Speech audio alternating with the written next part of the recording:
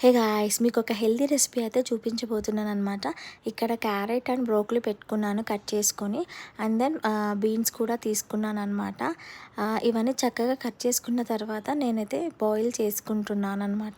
So ఇది వచ్చేసి నేను చూపించబోయే రెసిపీ కీన్వా, మసాలా కీన్వా అనమాట.